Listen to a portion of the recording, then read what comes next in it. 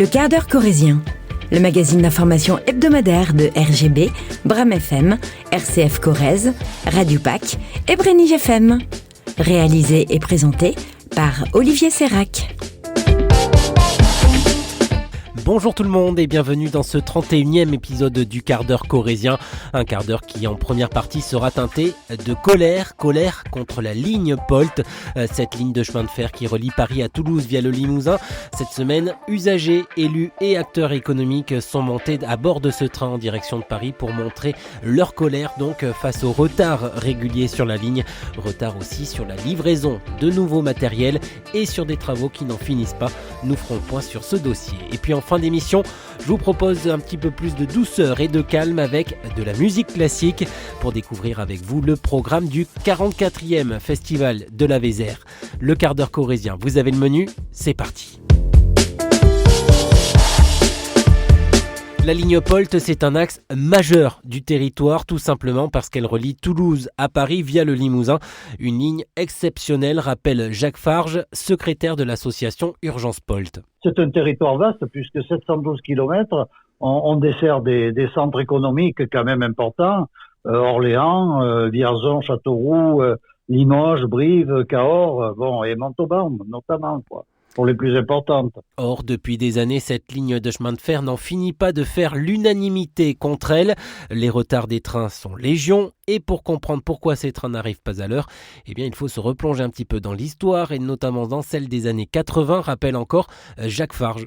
On se retrouve avec des projets, il y a eu l'histoire du Y renversé, un TGV qui devait desservir le Limousin et se séparer au niveau de Vierzon pour desservir l'Auvergne. Et il y a eu ensuite le projet du TGV pendulaire qui n'a pas abouti, qui a été enterré par des décisions politiques. Et ensuite, on a eu la ligne LGV Limoges-Poitiers pour desservir le Limousin, qui a été rendue caduque par le Conseil d'État en 2016. Si ces projets n'ont pas vu le jour, ils n'ont toutefois réussi qu'une chose, assure l'ancien cadre de la SNCF, aujourd'hui à la retraite. C'est de reporter l'entretien de la ligne.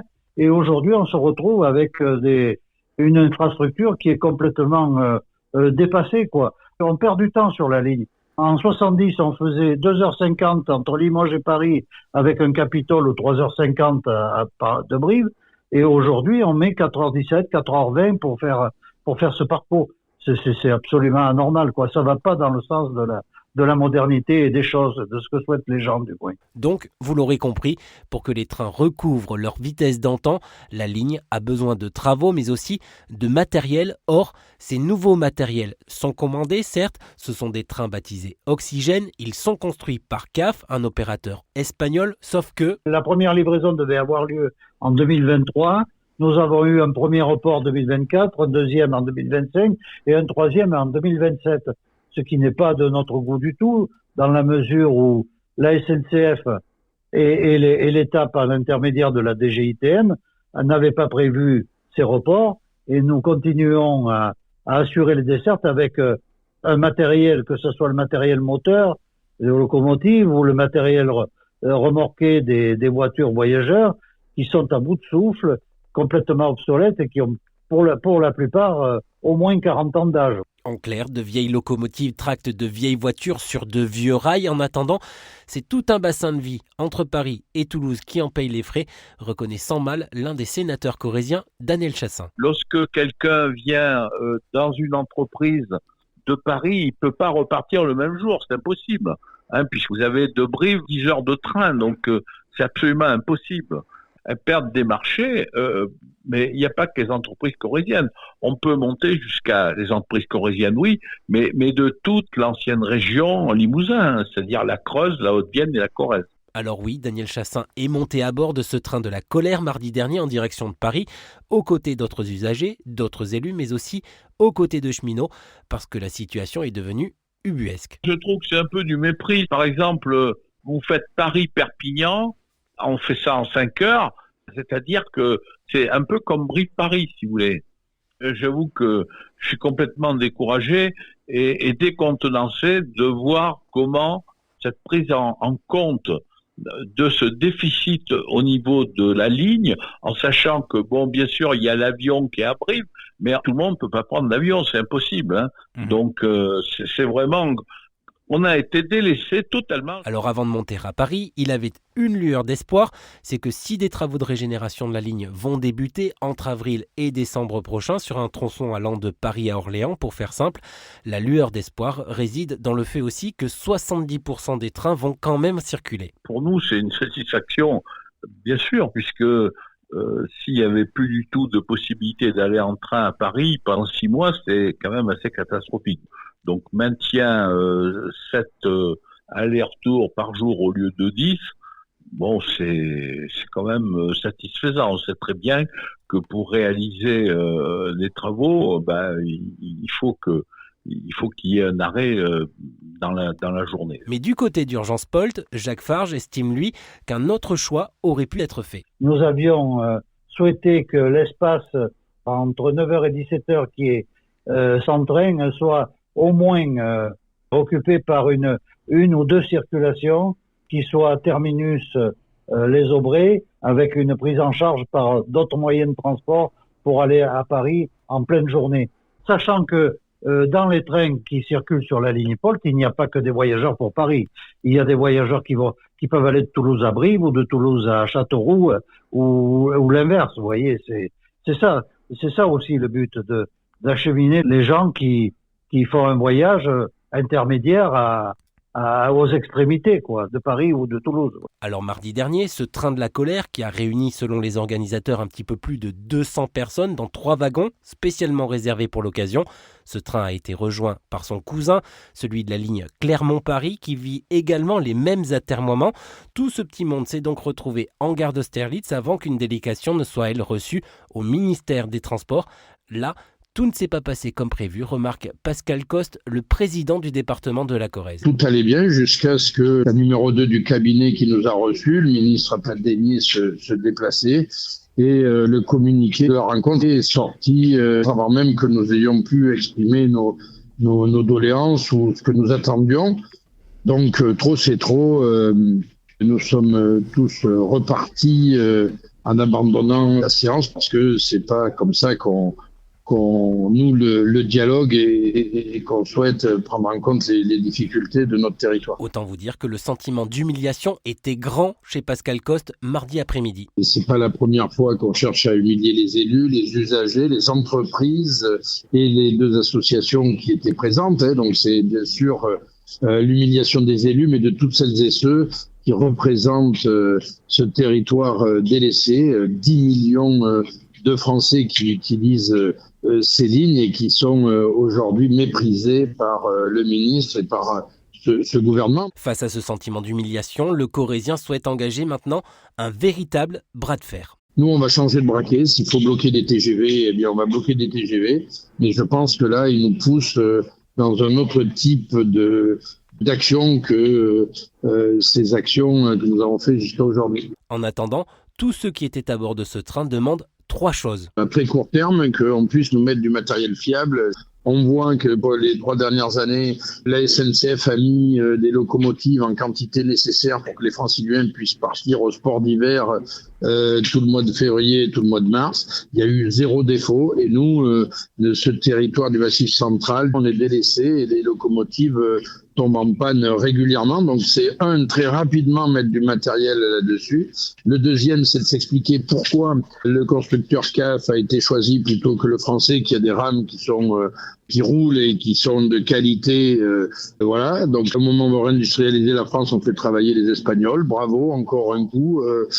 Ces choix de ces gouvernements sont quand même exceptionnels. Donc on attend que très rapidement on puisse nous dire quand est-ce qu'elles vont rouler, qu'on n'ait pas un 4e retard en la matière, et puis que les travaux puissent être accélérés et que dans le cadre des 40 milliards de restrictions budgétaires que prévoit le Premier ministre, eh bien, il pense enfin à cette ligne-là. Les restrictions budgétaires, c'est des choix politiques. À un moment, l'aménagement du territoire fait partie, et notamment cette ligne fait partie des priorités. C'est pas nous sur cette ligne POLT qui ont mis la France en déficit parce qu'il y a eu zéro investissement jusque-là. Donc c'est pas le moment, sous prétexte de réduction budgétaire, d'arrêter les travaux et la régénération de la ligne.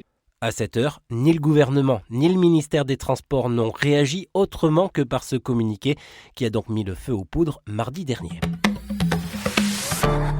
Place à la prescription culturelle de ce quart d'heure corrézien, une prescription douce et musicale puisque dans ce numéro, je vous propose de découvrir avec vous les contours du 44e Festival de la Vézère, un festival dédié à la musique classique et qui rayonne sur la Corrèze et qui cette année, entre le 8 juillet et le 10 août prochain, propose 20 concerts durant lesquels pas moins de 110 artistes vont se produire. Cette année, Diane Dussaillant, présidente et programmatrice de ce festival, veut offrir un beau bouquet, sublime bouquet de fleurs champêtres. Et on retrouve des grands noms, on retrouve des jeunes et on retrouve l'esprit famille qu'on veut toujours donner depuis toujours. On a 20 communes dans lesquelles on va à Aubazine, on va au Saillant bien sûr, enfin on a des lieux emblématiques comme ça. Et puis sinon on en rajoute des nouveaux, alors le Collonges, la Rouge pour la deuxième fois par exemple. Et sinon il y a aussi la nouvelle tribune du rugby à Brive. Et c'est bien ça, la nouveauté de cette 44e édition. Le Festival de la Vézère noue un véritable partenariat avec le Lovely Brive Festival. C'est pas parce qu'on va à Brive Festival qu'on ne va pas au Festival de la Vézère, et c'est pas parce qu'on va au Festival de la Vézère qu'on peut pas aller au Brive Festival. Et du coup, on s'est dit, allez, on va faire un petit dénominateur commun, et on va prendre deux artistes, un peu du monde plutôt pop et un autre un peu du monde classique. Et donc ça donne Greg Slap, qui est un harmoniciste, c'est celui de Johnny Hallyday, avec Paul Lai, qui est un formidable pianiste de jazz que le festival connaît bien et qu'on met ensemble pour un programme de musique de film. Et ce sera donc le 19 juillet à 11h, donc dans la tribune nord du stadium. Et même si cette année est la 44e édition, le festival se veut avant tout moderne. On engage des très jeunes parce que maintenant on engage des jeunes du 21e siècle qui sont nés après les années 2000, donc on en a déjà pas mal. Et ensuite je pense qu'il faut aussi rajouter du vivre ensemble, des possibilités d'aller à des conférences, de faire des balades, de passer du temps ensemble et pas juste le concert du soir où on est assis à côté de quelqu'un mais en silence. Mais c'est le silence qui fait la musique classique et l'intérêt aussi qu'on y trouve à vivre quelque chose, un moment fort tous ensemble. Autant dire qu'aujourd'hui les communes se battent pour pouvoir accueillir chez elles un concert de ce qui est devenu une institution culturelle de l'été en Corrèze. On a un peu des communes frustrées, pas très contentes quand on ne peut pas aller chez eux. Mais en fait, on a une toute petite équipe et comme je le dis souvent, on dépend aussi beaucoup du financement qu'on peut obtenir. Et en fait, il faut des gens et changer, à chaque fois changer d'endroit.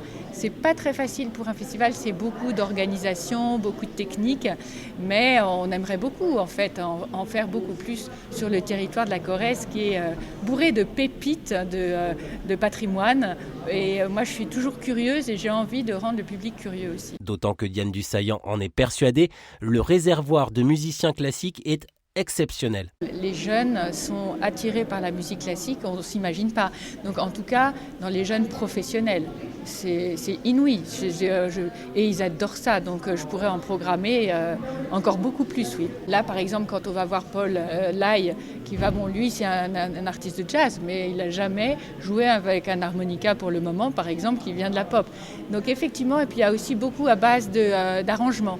Donc par exemple, quand on vous parlait Iris Yalom, cette jeune violoniste avec cette harpiste, en fait, c'est à base de transcription, voilà, c'est donc d'arrangement en fait. Donc on peut réarranger, on peut faire plein de choses à base de la musique classique, tout en évoluant aussi dans la programmation qu'on peut faire. Et c'est ainsi que l'un des guitaristes de Mathieu Chédid, Thibaut Covin, sera lui à Turenne le 19 juillet. Pour ses 40 ans, lui, nous proposait une nouvelle façon de voir la guitare. Alors c'est plus que musique classique, mais ça sera aussi avec un brin de guitare électrique. Et vous pourrez retrouver tout le programme complet sur le site du festival, festival-vézère.com. Quant aux réservations, elles ouvriront au grand public le 30 avril prochain. C'est la fin de ce numéro du quart d'heure corrézien. Merci à toutes et tous pour votre fidélité. On se retrouve la semaine prochaine pour un nouveau numéro. Mais en attendant, je vous souhaite de passer d'excellents moments en Corrèze ou ailleurs.